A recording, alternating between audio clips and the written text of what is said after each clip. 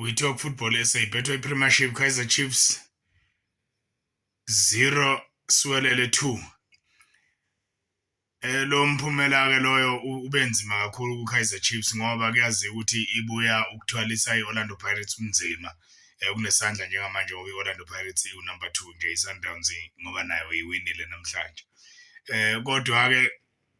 okubaleke kakhulu ukuthi iswelele sithole amathuba amabili sawashaya phakathi iChiefs ibidlala yona kodwa ubungaboni ukuthi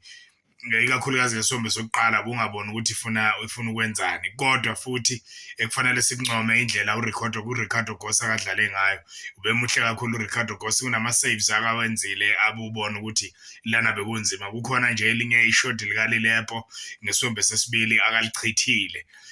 oqaphelekayo ke ukuthi iChiefs umdushabalala ngelokungasho umdushabalala uyangichaza kulamalanga udlala ibhola eliqondile akasazama ukuthi elokho eganga ngebhola nokuthi uma ngabe eyaphambili uyazi ukuthi siyabona manje ukuthi umdlalo ohlaselayo lona umdlali futhi okhulayo lokho okuyinto ebaluleke kakhulu uMako angibonanga kahle indlela akadlale ngayo ucele udlalile ucele uMabowe njengenjwayelo udlalile man of the match abayikhethile lapha ku-TV uGampani Lungu nami ngivumelana nabo uGampani Lungu udlale ibhola elihle kakhulu ubemisele uyilimazile iChiefs kakhulu ubengenhle impela uGampani Lungu udlale kahle kuyakhombisa ukuthi umdlali osenesikhathi khona la ku-PSL umdlalo osenesikhathi khona lapha ku-SuperSport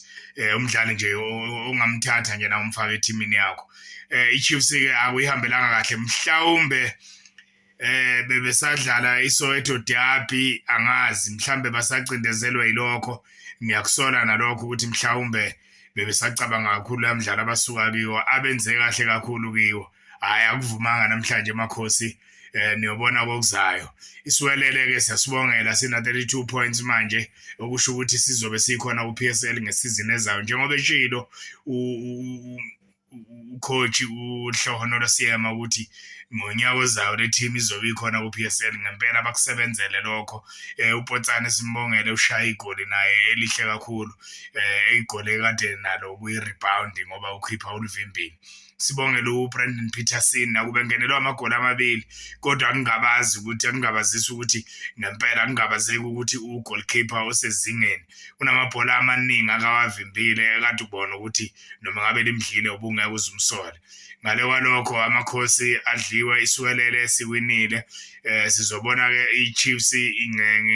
ngesonto ngolesithathu izodlala neMamelodi Sundowns ePitoli asazi ke lapho kuyomeka kanjani We Talk Football SA umnikeni siyabonga